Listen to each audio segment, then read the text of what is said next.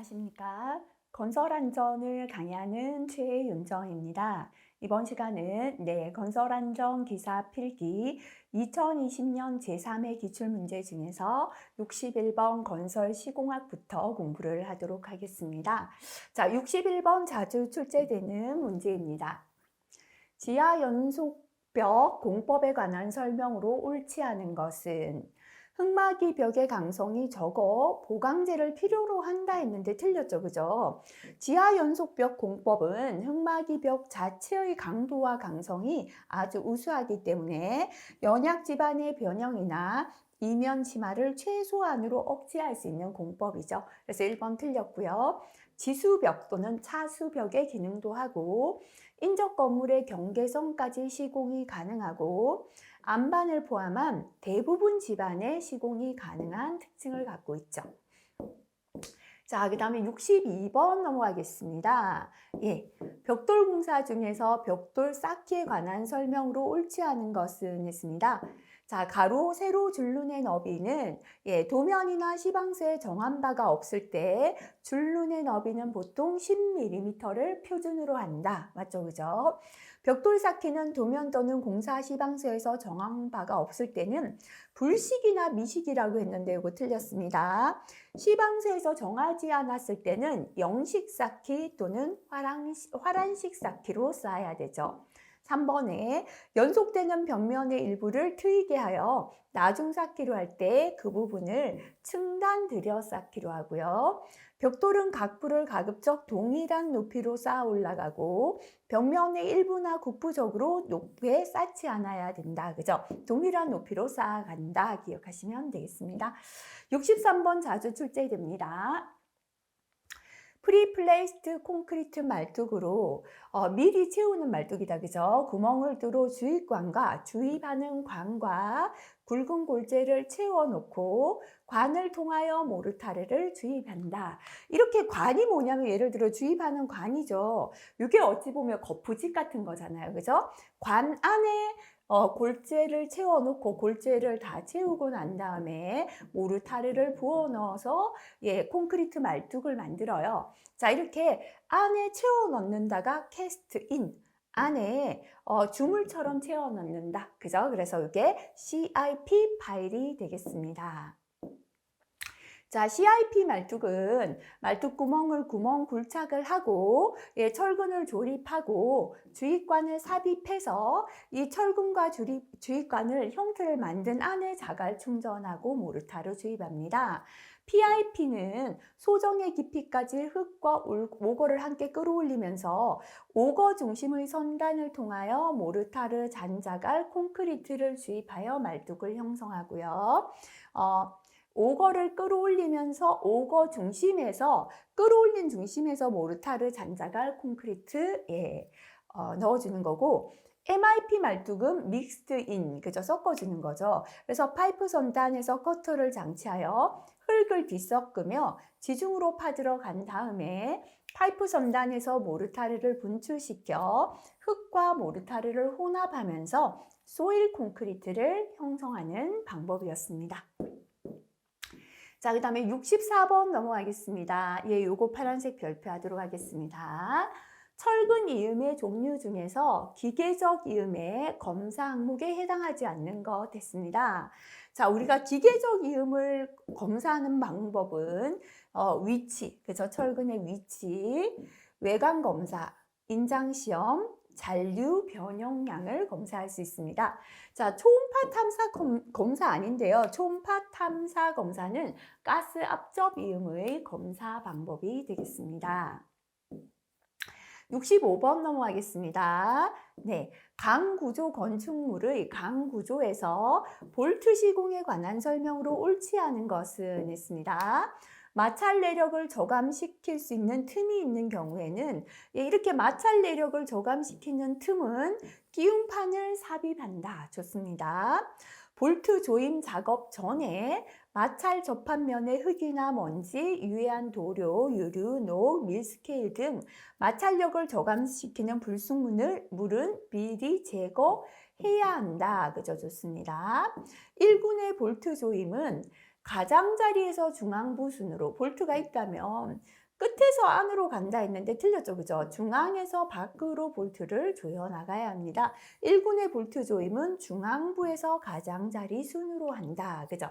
3번 틀렸고요. 현장 조임은 1차 조임, 마킹, 2차 조임, 유관 검사 순으로 하는 거 좋습니다.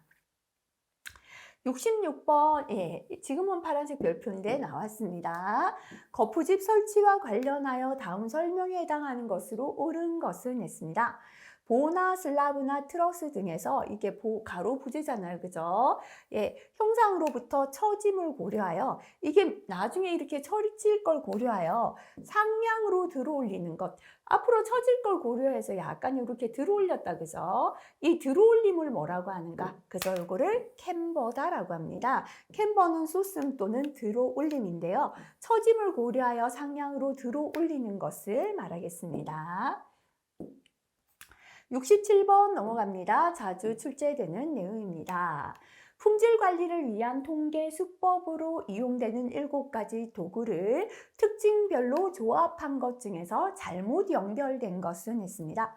자, 히스토그램은 분포를 알 수 있는 분포 도구, 파레토그램은 영향 도구, 특성 요인도는 원인과 결과를 나타내는 거고요.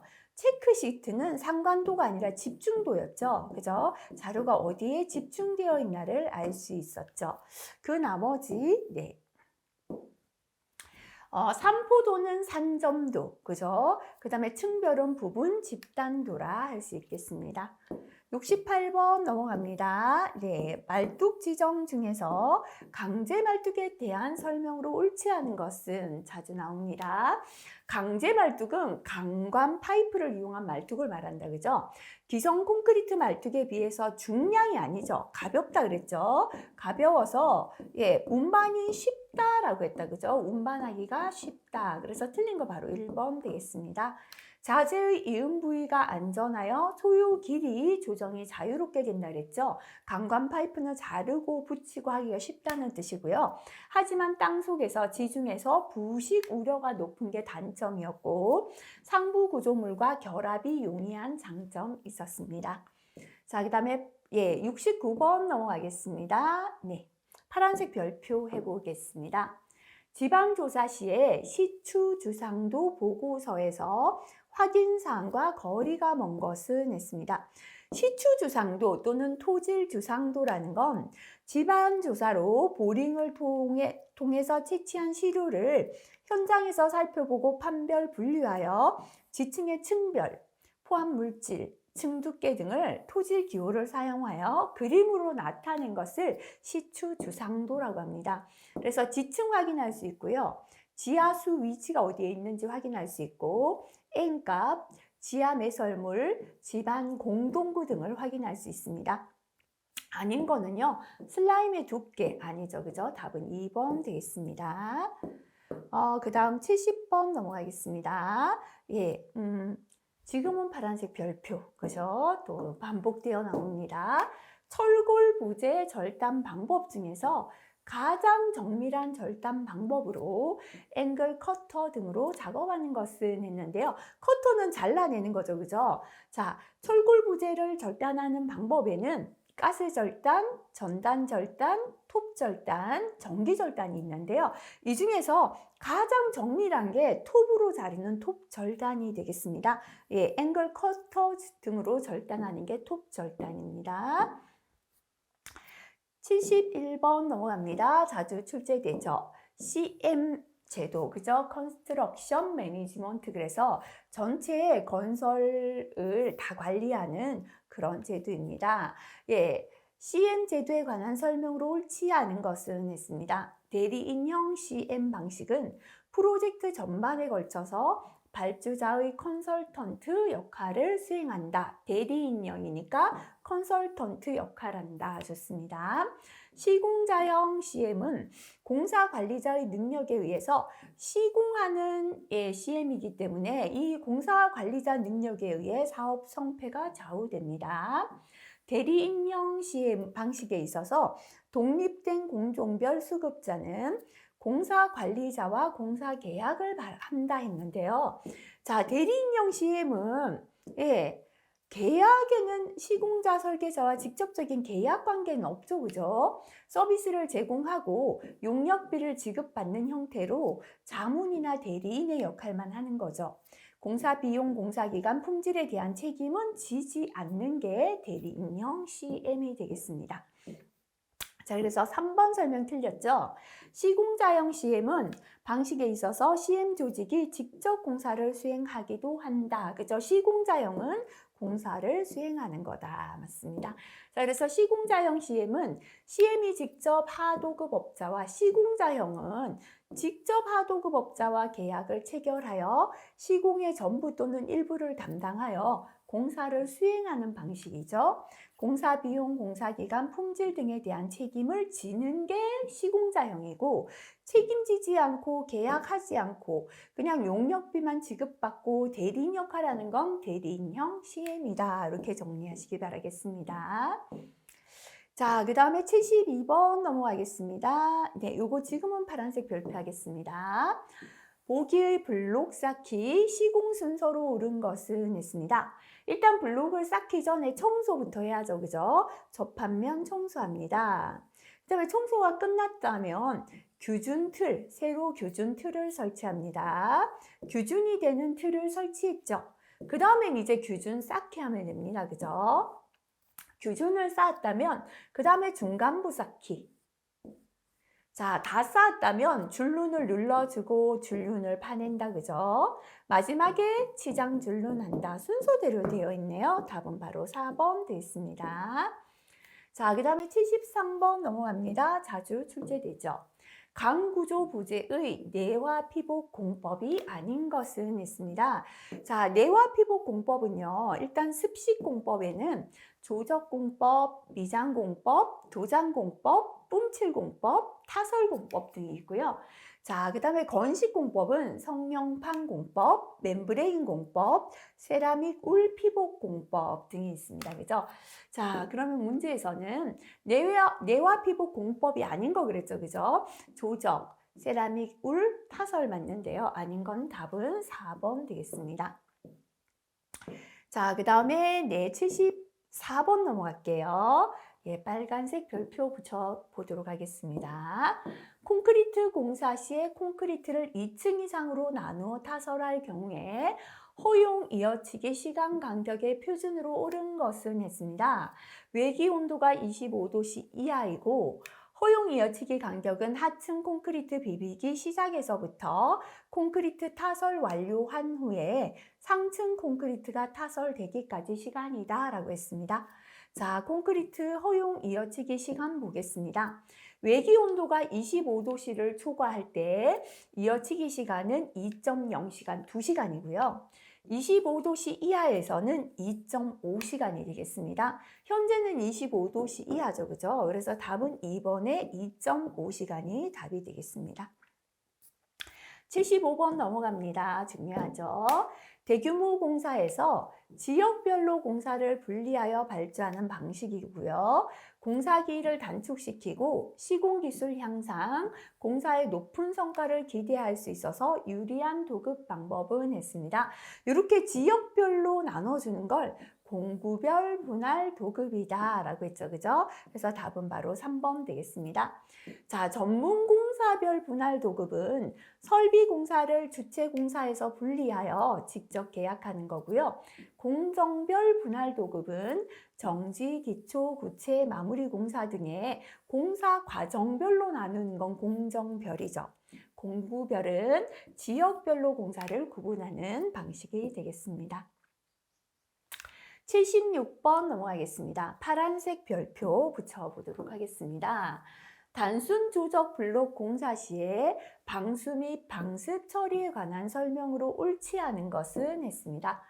자, 방습층은 도면이나 공사 시방서에서 정하는 바가 없을 때 마루 밑이나 콘크리트 바닥판 밑에 접근되는 세로 줄눈의 위치에 둔다 했는데요. 이 부분 설명이 틀렸습니다. 자, 방습층은 따로 정함이 없을 때에는 마루 밑이나 콘크리트 바닥판 밑에 접근되는 가로줄눈의 위치에 두고 액체 방수 모르타르를 10mm 두께로 블록 윗면 전체에 바른다. 그죠? 그래서 예, 세로줄눈이 아니라 어디에 둬야 됩니까? 콘크리트 바닥판에 접근하는 세로줄눈 위치에 둔다. 그죠? 그래서 1번 틀렸습니다. 물빼기 구멍은 콘크리트 윗면에 두거나 물 끊기 및 방습층의 바로 위에 두고요.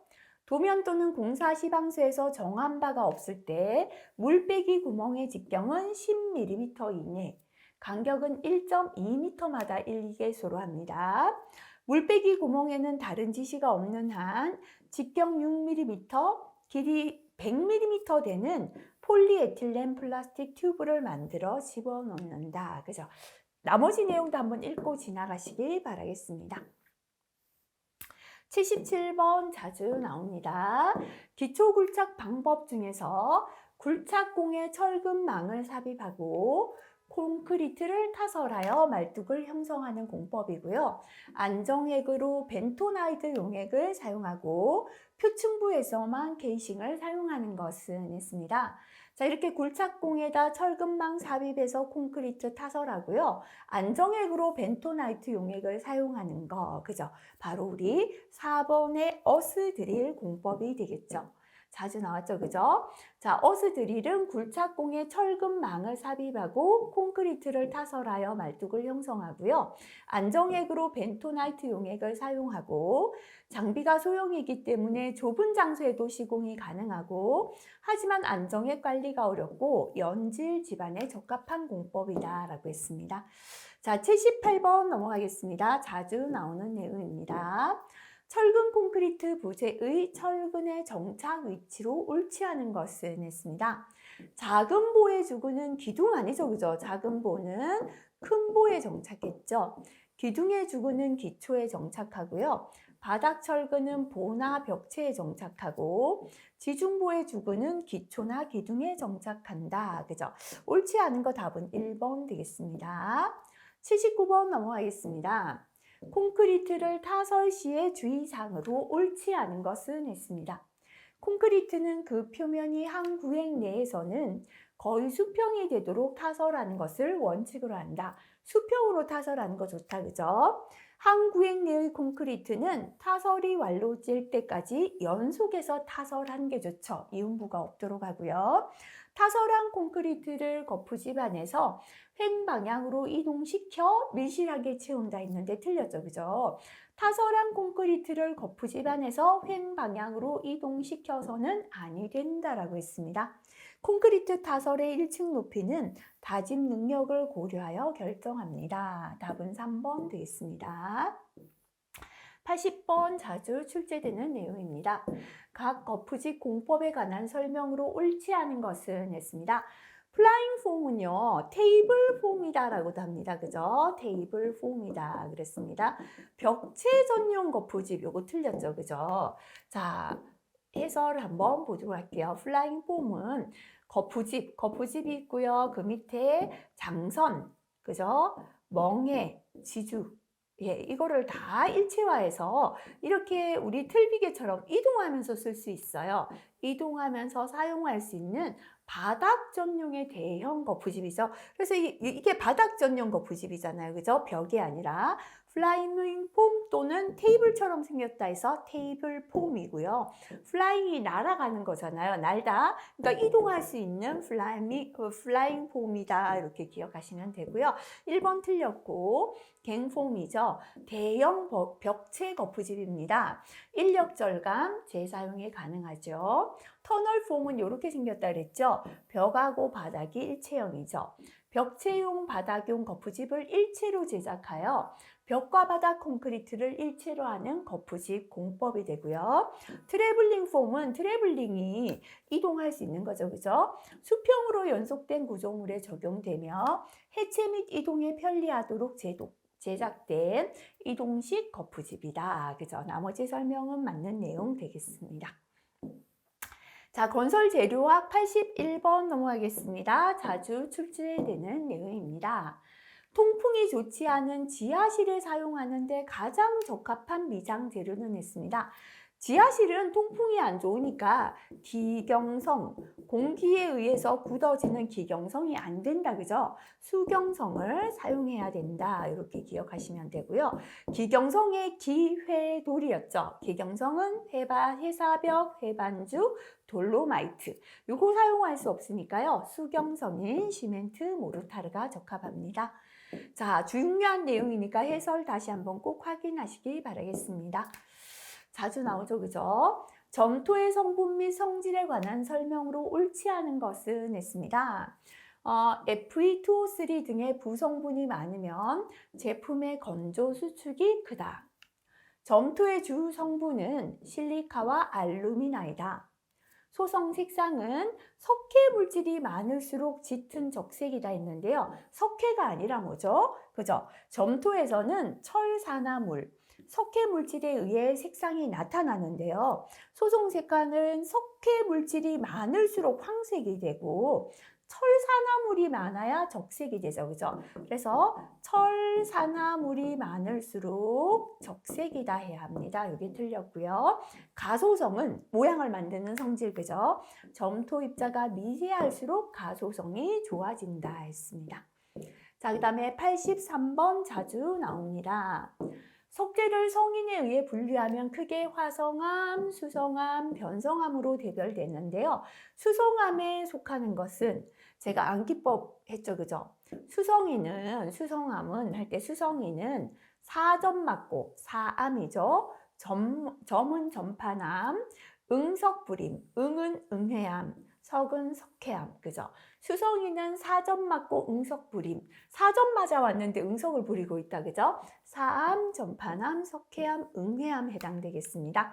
자, 자주 나오니까 이것도 볼게요. 화성암은 화성의 현은 현무암, 안은 안산암입니다. 강암이다, 화강암이다, 그죠? 그래서 화성의 현안은 강암이다, 이렇게 기억하시고요. 변성암은 변태를 대면했다, 그죠? 변태할 때 태는 테라죠, 대는 대리석, 면은 성면 되겠습니다. 84번 자주 나오는 내용입니다. 블리딩 현상이 콘크리트에 미치는 가장 큰 영향은 이라고 했는데요. 블리딩이라는 건 굳지 않은 콘크리트 모르타르에서 물이 분리해서 상승되는 거죠, 그죠? 자, 블리딩 현상이 심할 때는 물이 분리되어서 이제 부착력을 떨어뜨리는 거죠. 철분과 콘크리트 부착력이 저하되고 수밀성 저하로 콘크리트 강도나 내구성이 감소되고 탄산화가 촉진될 수 있습니다.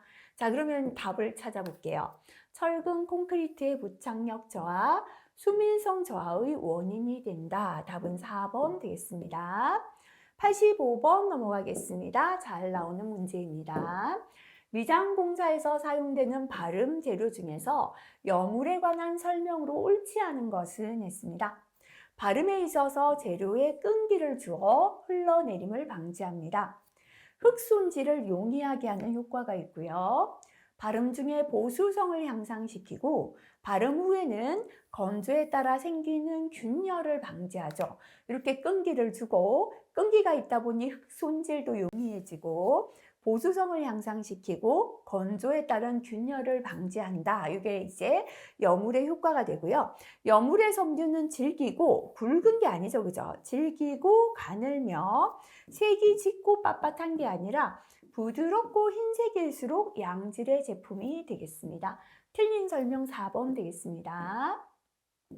86번 넘어가는데요. 파란색 별표 붙여보겠습니다. 플로트판 유리를 연화점 부근까지 가열 후에 양표면에 냉각 공기를 흡착시켜서 유리 표면에 20 이상 60 이하의 압축 응력층을 갖도록 한 가공 유리는 그랬습니다. 플로트판 유리를 가열하고 냉각 공기를 흡착시켜서 압축 응력층을 갖도록 했다. 그래서 요거를 로이유리다라고 합니다. 그래서 요거는요, 해설 보시고, 로이유리 아니네요. 그죠? 이렇게 압축 응력층을 갖도록 했다. 그죠? 압축 응력층을 갖도록 한 게 배강도 유리가 되겠습니다. 자, 배강도 유리가 플루트판 유리를 연화점 부근까지 가열하고 냉각 공기를 흡착해서 압축 응력을 갖도록 한 게 배강도 유리, 강도를 갖도록 했다. 이렇게 기억하면 되겠죠. 그죠? 로이 유리는 유리 표면에 금속이나 금속 산화물을 얇게 코팅해서 열의 이동을 최소화해서 단열성을 높인 게 로이 유리가 되겠습니다. 자, 그 다음에 87번 넘어가겠습니다. 고로 슬래그 세석에 관한 설명으로 옳지 않은 것은 했습니다. 철을 생산하는 과정에서 용광로에서 생기는 광재를 공기 중에서 서서히 냉각시켜서 경화한 것을 파쇄하여 입도를 고른 것이다. 맞다, 그죠? 다른 암석을 사용한 콘크리트보다 고로 슬래그 쇠석을 사용한 콘크리트가 건조 수축이 매우 큰 편이다 했는데요. 이것은 틀린 설명이다, 그죠? 고로 슬래그 쇠석을 사용한 콘크리트가 수화열이 저감됩니다. 그래서 다른 암석을 사용한 콘크리트보다 건조 수축이 작다라고 해야 합니다. 그죠? 그래서 고로 슬래그 쇠석을 사용하면 수화열을 물하고 그저 굳을 때 생기는 수화열을 저하시켜서 수축을 적게 한다 해야죠. 2번 틀렸고요. 투수성은 보통 골재를 사용한 콘크리트보다 투수성은 크게 되고 다공질이기 때문에 흡수율이 높다. 그죠? 흡수율이 높으니까 투수성이 크다. 맞는 말이 되겠습니다. 자, 그 다음에 88번 넘어갈게요. 파란색 별표 하겠습니다. 유리공사에 사용하는 자재에 관한 설명으로 옳지 않은 것은 했습니다. 흡습재는 작은 기공을 수억 개 갖고 있는 입자로 기체 분자를 흡착하는 성질에 의해서 밀폐 공간의 건조 상태를 유지할 때 흡습재, 그죠? 건조 상태를 유지하기 위하여 흡습하고요. 작은 기공을 수억 개 갖고 있는 입자로 구성되어 있습니다. 세틴 블록은 셋이 하단부의 유리 끼움용 부재료를 말하고 유리의 자중을 지지하는 고임재 역할을 합니다. 자, 그 다음에 백업재는 실링 시공인 경우에 부재의 측면과 유리면 사이에 연속적으로 충전해서 유리를 고정하는 게 백업재가 되겠습니다. 자, 단열 강봉은 복층유리 간격을 유지하는 재료로 알루미늄 감봉을 말한다 했는데요. 자, 해설 한번 보도록 할게요. 단열 감봉은 복층 유리의 간격을 유지하는 재료로 요거는 맞는데요. 기존 알루미늄 감봉보다 단열 성능을 향상시켜서 복층 유리의 결로를 방지하는 효과가 있다. 그죠? 그래서 알루미늄 감봉을 말한다가 아니라 알루미늄 감봉보다 단열 성능을 향상시킨 것이 단열 감봉이 되겠습니다. 89번 넘어가겠습니다. 잘 나옵니다. 목재나 기타 식물질을 절삭이나 파쇄하고 소편으로 하여 작게 자른다는 뜻이죠. 충분히 건조시킨 후에 합성수지 접착제와 같은 유기질의 접착제를 첨가하여 열압 재판한 보드, 넓은 판상 제품이라는 뜻이고요. 상판, 칸막이벽, 가구에 쓰인다. 그죠? 이렇게 식물을 잘게 소편해서 건조시켜서 접착제를 넣어서 열압해서 판으로 만들었다. 그죠? 이게 파티클 보드가 되겠습니다. 답은 2번 되겠습니다. 자, 90번 넘어가겠습니다. 금속 재료의 일반적인 부식 방지를 위한 대책으로 옳지 않은 것은 했습니다. 가능한 다른 종류의 금속을 인접이나 접촉시켜 사용한다라고 했는데요. 다른 종류의 금속은 접촉시켜 사용하지 않는 게 좋죠. 그래서 1번이 틀렸습니다. 가공 중에 생긴 변형은 뜨임질, 풀림 등에 의해 변형은 제거하는 게 좋죠. 표면은 깨끗하게 하고 물기나 습기가 없도록 하고요. 부분적으로 녹이 나면 녹은 즉시 제거하는 게 좋습니다. 91번 넘어가겠습니다. 자주 나옵니다. 목재용이고요. 유성 방부제의 대표적인 것으로 방부성은 우수합니다. 그러나 악취가 나고 흑갈색으로 외관이 불미하여 눈에 보이지 않는 토대나 기둥이나 돌이 이렇게 보이지 않는 곳에 쓴다. 그죠? 이게 바로 크레오소트 오일이 되죠. 그죠? 자, 한번 해설 보겠습니다. 크레오소트 오일은 방부력이 우수하고 강도 저하도 적지만 악취가 나고요. 가격도 저렴하고 독성도 적어요. 침투성이 좋아 목재에 깊게 주입됩니다. 하지만 흑갈색으로 외관이 불미하여 눈에 보이지 않는 토대, 기둥, 돌이 등에 사용되는 게 크레오소트 오일이 되겠습니다. 자, 92번. 네. 알루미늄과 같은 경금속 접착에 가장 적합한 합성 수지는 있습니다. 이렇게 경금속, 가벼운 금속을 접착할 때 가장 좋은 게 에폭시 수지가 되겠죠. 답은 3번 기억하시길 바라겠습니다. 자, 에폭시 수지는 주재와 경화제로 이루어졌고요. 금속, 석재, 플라스틱, 콘크리트 등 거의 모든 재료 접착에 사용됩니다. 특히나 경금속 접착에 가장 적합한 게 에폭시 수지고, 급경성, 빨리 굳어지죠. 내화학성, 내수성도 우수한 특징을 갖고 있습니다. 자, 네, 요거 일단은 지금은 파란색 별표해 볼까요? 리녹신에 수지나 고무물질, 코르크, 분말 등을 섞어서 마포 등에 발라서 두꺼운 종이 모양으로 앞면 성형한 제품은 했습니다. 리녹신에다 수지나 고무물질, 코르크, 분말을 섞어서 마포에 발라서 이렇게 종이처럼 만들었다, 그죠? 요거를 리놀륨이라고 합니다. 답은 2번 되겠습니다. 94번도 파란색 별표해 보겠습니다. 다음 중 단백질계 접착제에 해당하는 것은 했습니다. 자, 단백질계 접착제는요, 카세인, 악교, 콩풀이 있습니다. 그래서 이 중에서는 1번 카세인 접착제가 단백질계 접착제가 되겠습니다.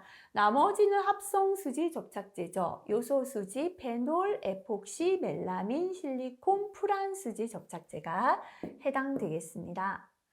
자, 95번 자주 나옵니다. 고로시멘트의 특성에 관한 설명으로 옳지 않은 것은 했습니다. 자, 일단 고로시멘트 특징 해설에서 한번 보고 지나가도록 할게요. 고로시멘트는 용광로 선철 제작 부산물을 급냉시키고 파쇄하여 시멘트와 혼합한 것을 고로시멘트라고 했다, 그죠? 앞에서도 나왔는데요. 초기 강도는 낮으나 장기 강도는 높습니다. 초기 강도가 낮다는 건 수화열이 적고 수축률이 적다는 거죠. 그래서 대형 단면 콘크리트, 매스 콘크리트용으로 적합합니다. 염분에 대한 저항이 크고 화학 저항성이 크고 방수성도 좋아요. 그래서 댐, 항만, 공장 폐수 공사에 사용할 수 있어요. 자, 수화열이 적어서 응결 시간이 느리기 때문에, 그죠? 특히나 겨울에는 얼어버릴 수 있으니까 겨울철 공사 주의해야 되고, 보통 포틀랜드 시멘트에 비해서는 비중이 작고 중성화가 빨라서 풍화되기 쉬운 단점이 있었습니다. 자, 그러면 옳지 않은 거 찾아보겠습니다. 수화열이 낮고 수축률이 적어서 댐, 항만공사 적합하다. 좋죠, 그죠? 보통 포틀랜드 시멘트에 비하여 비중이 크다가 아니라 작고 풍화에 대한 저항성이 낮다 그랬죠. 그래서 풍화되기 쉽다 그랬죠. 2번 틀렸고요. 응결 시간이 느리기 때문에 겨울철 공사는 주의를 요합니다. 다량으로 사용하게 되면 콘크리트의 화학 저항성, 수밀성, 알칼리, 골재 반응 억제 등에 효과적입니다. 자, 그 다음에 96번 넘어가겠습니다. 비철금속에 관한 설명으로 옳지 않은 것은 했습니다. 청동은 구리와 아연을 주체로 한 합금으로 건축용 장식 철물에 사용된다 했는데요. 청동은 동이죠. 구리하고 주석을 합금한 거다, 그죠? 건축용 장식품, 미술 공예 재료로 쓰이죠. 틀린 거 1번 되겠습니다. 알루미늄은 산 알칼리에 약하고 아연은 산 알칼리에 약하나 일반 대기나 수중에는 내식성이 큽니다. 동은 전기, 열, 전도율이 매우 크다. 그죠? 답은 1번 되겠습니다. 97번 자주 나오는 내용입니다. 콘크리트 압축 강도에 영향을 주는 요인에 관한 설명으로 옳지 않은 것은 있습니다. 양사행하는 온도가 높을수록 콘크리트 초기 강도는 높아지죠. 온도가 높으면 빨리 굳어지니까 초기 강도는 높아진다 해야죠. 그죠? 1번 틀렸습니다. 일반적으로 물 시멘트 비가 같으면 시멘트 강도가 큰 경우에 압축 강도가 크게 됩니다. 동일한 재료를 사용했을 때 물 시멘트비가 작을수록, 그 말은 물이 작고 시멘트가 많은 거죠. 압축 강도가 크게 되고요. 수분 양생을 실시하게 되면 일반적으로 압축 강도는 증진됩니다. 답은 1번 되겠습니다. 자, 98번 넘어가겠습니다. 네, 자주 나옵니다. 목재의 강도에 관한 설명으로 옳지 않은 것은 했습니다. 자, 목재의 건조는, 목재를 건조시키는 건 중량을 경감, 그죠? 건조되면 수분이 빠져나가니까 중량이 경감되죠. 강도는 영향을 끼치지 않는다가 아니라, 강도가 좋아지죠, 그죠? 그래서 목재 건조는 강도에 영향을 끼치게 되는데요. 섬유 포화점 이상의 함수 상태에서는 영향이 없었습니다. 강도는 일정합니다. 예. 그 이하에서는 함수율이 작을수록 강도는 커지는 특징이 있었습니다. 자, 그래서 틀린 설명 바로 1번 되겠습니다. 벌목의 계절은 목재의 강도에 영향을 끼치게 됩니다. 일반적으로 응력 방향이 섬유 방향에 의해 평행인 경우 압축 강도가 인장 강도보다 작게 되고요. 섬유 포화점 이하에서는 함수율 감소에 따라 강도는 증대하게 됩니다. 자, 그 다음에 99번 넘어가겠습니다. 네. 목재 제품 중에서 합판에 관한 설명으로 옳지 않은 것은 있습니다. 방향에 따른 강도 차가 작고요. 곡면 가공을 하더라도 균열이 생기지 않습니다. 여러 가지 아름다운 무늬를 얻을 수가 있고요. 함수율 변화에 의한 신축 변형이 크다 했는데요. 합판은 3매 이상의 얇은 판을 한 매마다 섬유 방향과 집교하도록 붙여서 만든 판이죠. 그래서 이렇게 얇은 판을 붙여서 만들다 보니까 함수율 변화에 따라 팽창 수축의 변형이 거의 없다라고 했다. 그죠? 그래서 틀린 답 바로 4번 되겠습니다. 자, 그 다음 100번 보도록 하겠습니다. 이건 파란색 별표 붙여볼게요. 어떤 재료에 초기 탄성 변형량이 2cm이고 크리프 변형량이 4cm입니다. 이 재료의 크리프 개수를 계산하라. 그죠? 크리프 개수는 탄성 변형량 분의 크리프 변형량, 이렇게 하면 되겠습니다. 자, 그래서 탄성 변형량이 현재 2cm고요. 크리프 변형량이 4cm니까 계산하면 2.0이 되겠습니다. 답은 3번 되겠습니다. 자, 이번 시간 여기까지 풀이하겠습니다. 역시나 별표 있는 문제들 다시 한번 꼭 확인하시기 바라겠습니다. 수고하셨습니다.